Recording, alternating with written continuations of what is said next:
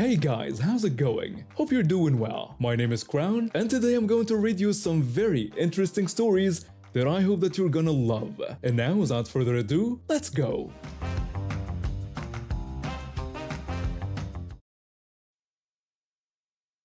Back in the mid-1990s, I was working as a manager at a hardware store near the local university. It was my college job, and I'd worked my way up from being a regular employee.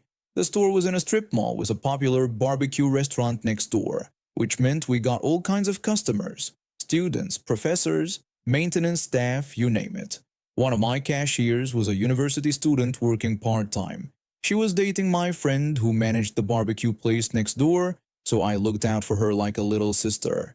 She was really good at her job, but unfortunately, she often had to deal with unwanted attention from customers. We had worked out a system where if someone was making her uncomfortable, I'd walk by and tell her this wasn't a dating service, giving her an excuse to focus on work. The store layout was pretty simple: cashier stations by the front door, break room in the back, and you had to walk through the paint department to get there. The paint department had good security cameras because people often tried to steal supplies. One afternoon I was doing my usual inventory rounds when I heard something that made my blood run cold. First, I heard my cashier politely asking someone to excuse her. I couldn't hear what was said next, but then she repeated herself much more forcefully, clearly upset about something. What followed was a scream, then a loud thud and a sickening crack. After that, all I could hear was screaming. I sprinted to the paint department with our floor salesman right behind me. What we found was one of the university's maintenance workers writhing on the floor, clutching his arm and yelling for someone to call the police and an ambulance, claiming he'd been attacked. My cashier was standing there in shock, repeatedly apologizing and begging me not to fire her. I told the floor salesman to call 911 and help the guy on the floor while I took my cashier to the office. Luckily, because of the barbecue place next door, we had police officers having lunch there. They arrived before we could even finish calling. The first officer interviewed my cashier separately. She explained what had happened. When she was trying to get past the maintenance worker in the aisle, he blocked her way and made threatening comments. When she objected, he grabbed her forcefully. She defended herself using her martial arts training, something none of us knew she had, and flipped him over her shoulder. That's when his arm broke. I offered to show the security footage to the officer, who readily accepted. The video showed exactly what happened: the maintenance worker blocking her path, leaning in threateningly, grabbing her, and then getting flipped. It was clear-cut self-defense. While the paramedics were treating the maintenance worker, the second officer came to report what the guy had told them. He claimed that my cashier had attacked him unprovoked simply because he wouldn't move fast enough. The first officer responded by mentioning the security footage that showed a very different story. The maintenance worker was taken to the hospital under police escort. After his arm was treated, he was arrested for multiple charges, including giving a false police report. My cashier didn't want to press charges, feeling guilty about hurting him, but in our state, these charges are automatic. The aftermath was pretty substantial. The maintenance worker took a plea deal. The evidence against him was overwhelming. He lost his job at the university, got banned from our store for life, and ended up serving 5 years in prison. His wife divorced him when she found out what he'd done.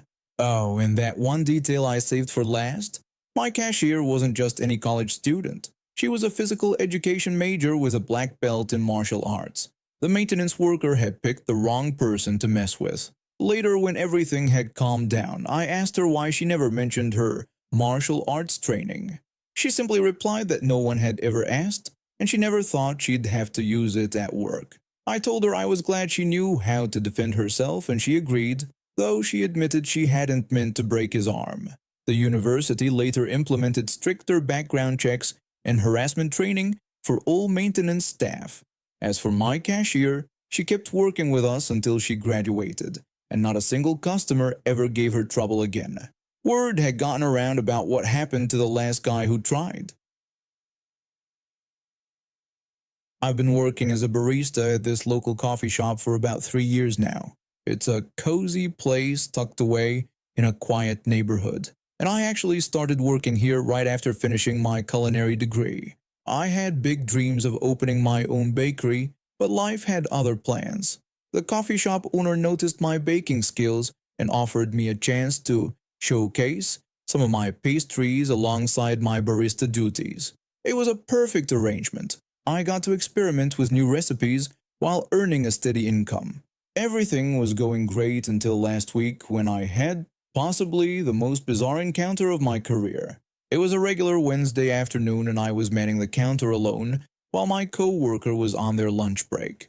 This well-dressed woman walks in, phone glued to her ear, already talking loudly about some neighborhood committee meeting.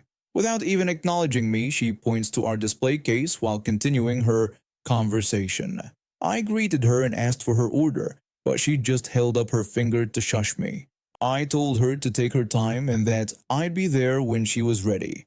Finally, after about 5 minutes, she ends her call and turns to me with this look of pure annoyance as if I'd personally wasted her time.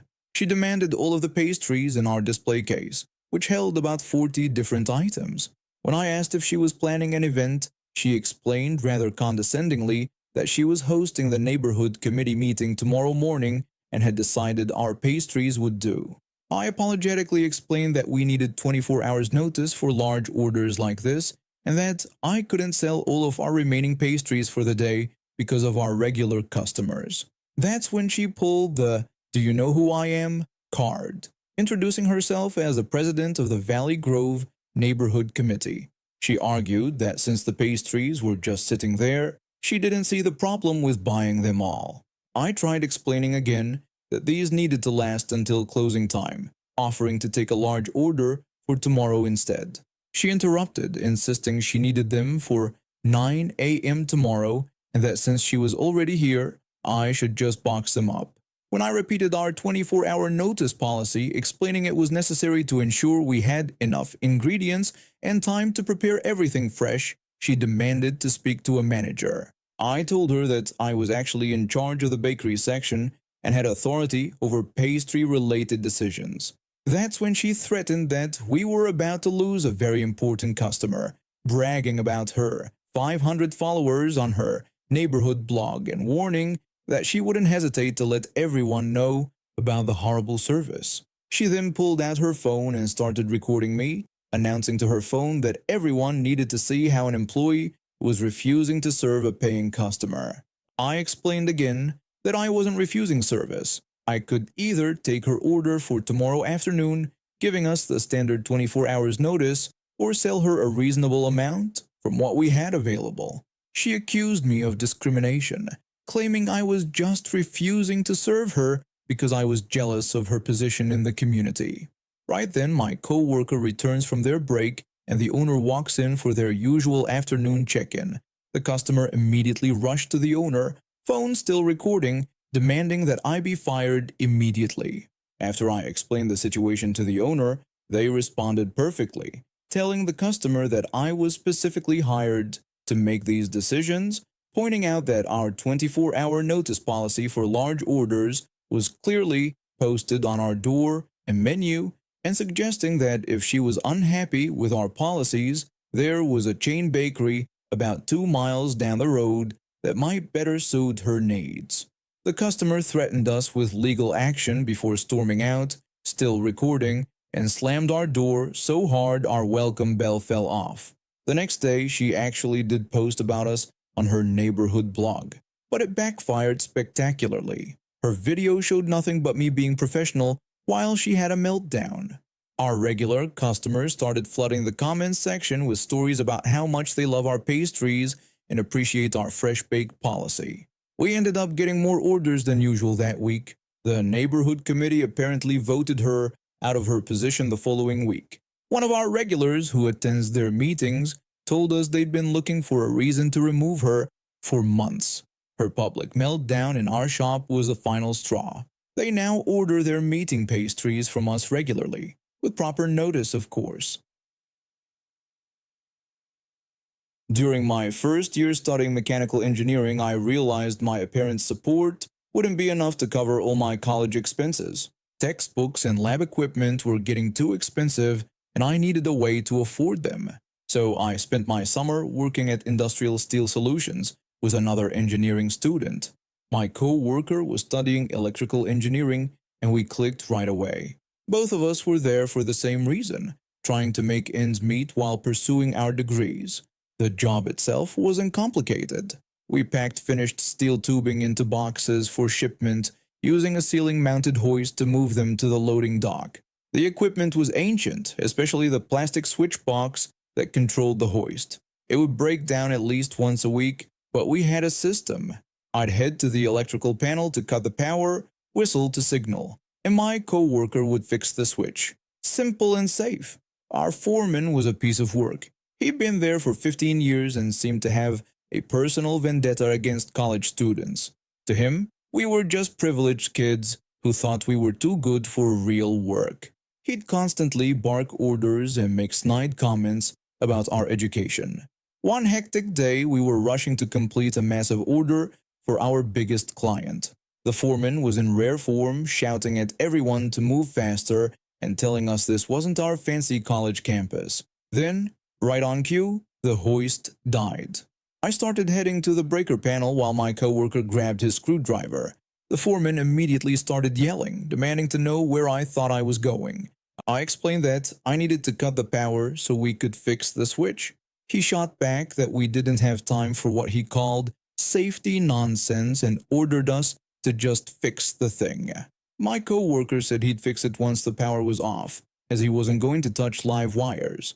This set the foreman off on a rant about know-it-all college kids, declaring he would show us how real workers handle things. We stood our ground, watching him fume. Neither of us was going to risk electrocution for minimum wage. The foreman demanded the screwdriver. I tried one last time to suggest cutting the power first, but he just screamed for the screwdriver again, even louder this time. My co-worker handed it over, and we watched as the foreman yanked off the cover. He started poking around inside, lecturing us about how we didn't need fancy degrees to do simple repairs. He was in the middle of explaining how the wire had just come loose and mocking electrical engineering degrees when it happened. Zap! The shock sent him flying backward, landing hard on his rear. The switch was completely fried, and his screwdriver looked like it had been chewed by a metal-eating monster. The smell of burned plastic filled the air. The general manager came running out when he heard the commotion. The foreman was clutching his badly burned hand, trying to act tough but clearly in pain. One look at the melted switch box and the general manager pieced together what had happened. He ordered someone to take the foreman to the emergency room and told us to wait until a professional electrician could fix the system. The electrician took several hours to replace the switch and inspect the entire system. He found other issues that needed fixing, problems we'd reported months ago but the foreman had ignored.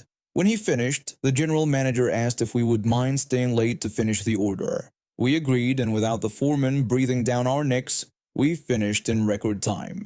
The general manager thanked us and handed us each a $50 bonus, almost a week's worth of wages back then. The foreman returned the next day with bandaged hands and a much quieter attitude.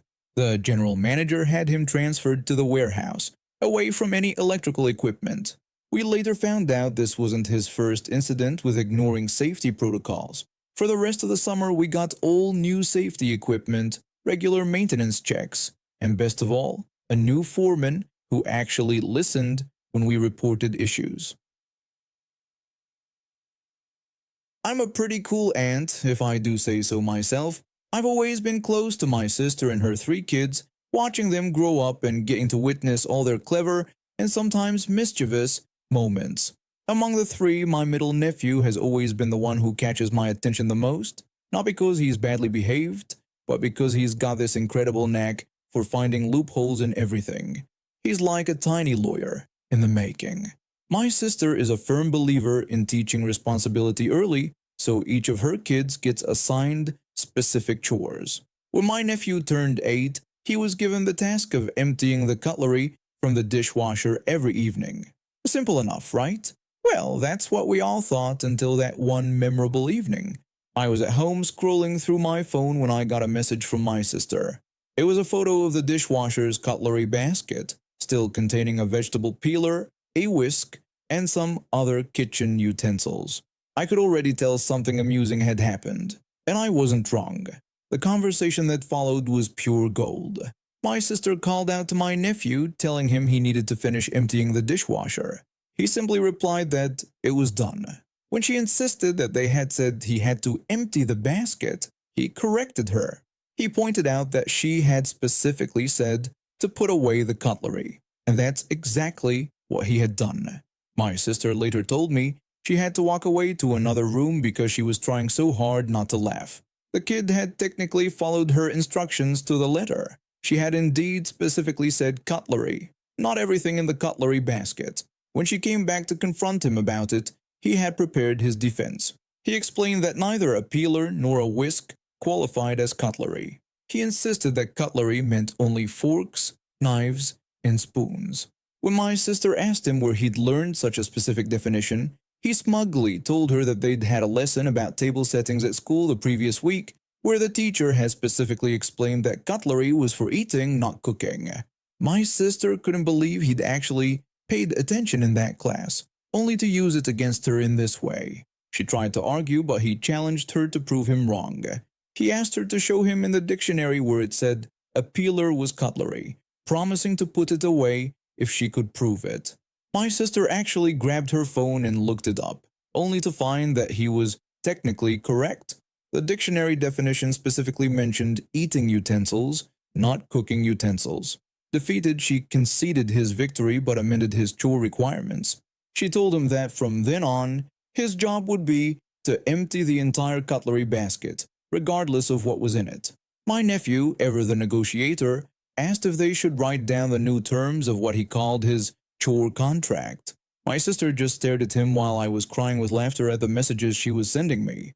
She had to admit she was simultaneously proud and exasperated by his attention to detail. The story spread through our family pretty quickly, and now it's become one of those legendary tales we bring up at family gatherings. My nephew, now a teenager, still maintains he was completely justified in his interpretation of the chore requirements. What makes this even funnier is that this wasn't his first rodeo with malicious compliance. Just a few months before the cutlery incident, he had been told to clean his room before dinner. He proceeded to shove everything, toys, clothes, books, under his bed and in his closet. When confronted about it, he argued that the room was technically clean since nothing was visible on the floor or surfaces. This led to another amendment in his chore descriptions, specifically defining what clean meant in excruciating detail. He's actually using this same attention to detail and argument skills in his school's debate club. Last month, he won a regional competition by finding a technical loophole in the opposition's main argument. When the judges awarded him the trophy, my sister turned to me and commented that this all started with that damn cutlery basket. I joked about him becoming a lawyer, but she groaned, saying she was still recovering from negotiating his allowance the previous week. Every time I visit now, I make a point of checking the cutlery basket after he's done with the dishes. It's always emptied completely, every single item, whether it's cutlery or not. But he never fails to remind everyone that he's doing it because of the amended chore contract, not because he was wrong about the original terms. His siblings have learned from his example too. Now every chore assignment in their house reads like a legal document, with my sister trying desperately to close any possible loopholes before they're discovered. Just last week I heard his younger sister arguing that her instruction to make her bed didn't specify that the sheets had to be straight or wrinkle-free. And now we have reached the end of today's stories. Thank you for watching, and see you next time.